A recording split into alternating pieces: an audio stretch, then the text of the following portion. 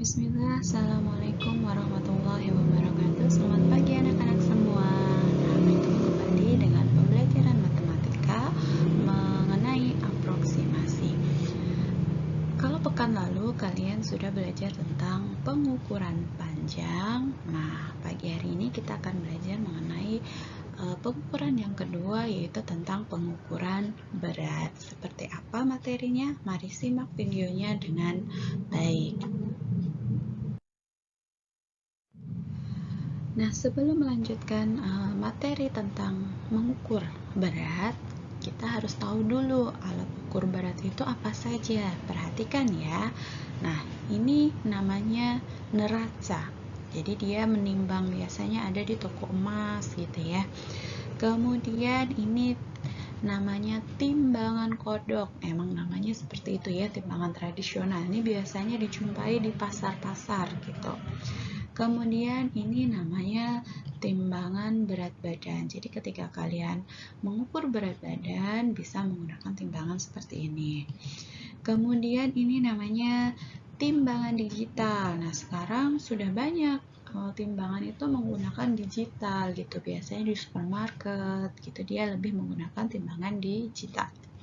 Kemudian ini namanya timbangan duduk. Nah, biasanya bisa kalian jumpai di toko beras gitu ya, benda-benda yang berat gitu. Jadi beras berkarung-karung gitu menggunakan timbangan duduk. Nah, selanjutnya kita mau melakukan pengukuran berat ya. Pengukuran berat, adapun satuan berat baku, satuan bakunya yaitu kilogram. Ini yang sering kita dengar ya, misalkan membeli barang gitu ya di pasar, misalkan gula itu biasanya dengan satuan kilogram, makanya disebut satuan baku. Nah, satuan lainnya seperti yang kemarin menggunakan anak tangga, ada 7 anak tangga satuan berat, yaitu kilogram, hektogram, dekagram, gram, desigram, sentigram, dan miligram.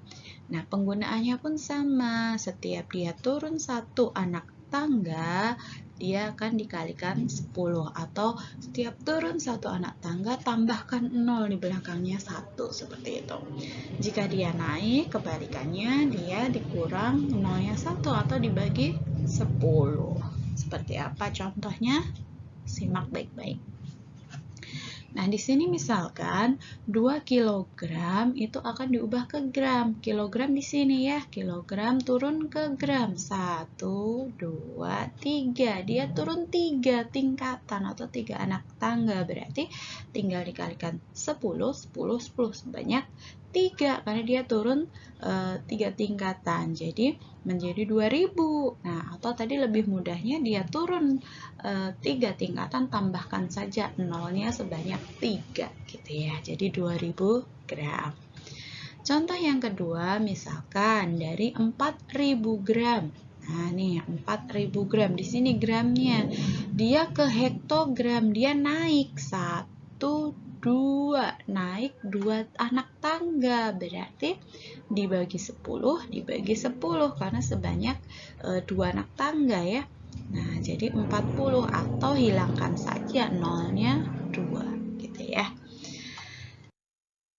Kemudian ada satuan berat lainnya yang sering dipakai. Biasanya satuan berat ini untuk satuan berat yang besar gitu ya, misalkan ton. Nah, 1 ton itu biasa orang menyebutnya 1000 kg. Nah, 1000 kg kan terlalu besar, makanya disingkat menjadi 1 ton. Kemudian 1 ton bisa diubah menjadi 10 kuintal. Biasanya kalau kuintal itu beras yang berkarung-karung gitu menyebutnya kuintal. Berapa kuintal berasnya? Begitu. Kemudian 1 kuintal itu isinya itu 100 kg. Jadi kalau kalian mendengar berasnya sebanyak 1 kuintal, berarti itu sama saja dengan 100 kg. Nah, ini istilah lainnya lagi yaitu 1 pon. 1 pon itu setengah kilogram atau 500 gram. Nah, pon ini cukup jarang digunakan, tapi di dunia internasional itu dipakai gitu ya. Jadi satuan berat lainnya yang biasa dipakai ini. ton, kuintal, dan pon. Nah, seperti waktu pekan lalu kita melakukan pengukuran panjang, dalam pengukuran berat itu juga dilakukan pembulatan sama gitu ya, dengan aturan yang sama juga, ada batas pembulatan. Nah, batas pembulatan itu adalah jarak antara berat yang satu dengan yang lainnya. Jadi dia di tengah-tengah, itu namanya batas pembulatan. Nah, jika dia melebihi batas, maka dia dibulatkan ke atas. Jika dia kurang dari batasnya, maka dibulatkan ke bawah. Seperti apa? Yuk disimak. Nah, Ibu berikan contoh seperti ini. Ketika kita membeli buah, kemudian di sini anak panahnya tepat menunjukkan angka 3, berarti kita tahu dia beratnya adalah 3 kg, karena dia tepat ya. Nah, bagaimana jika antara 2 dan 3 anak panahnya, tapi si panahnya tadi lebih mendekati ke arah 3, berarti dia dibulatkan ke atas, jadi menjadi 3 kg.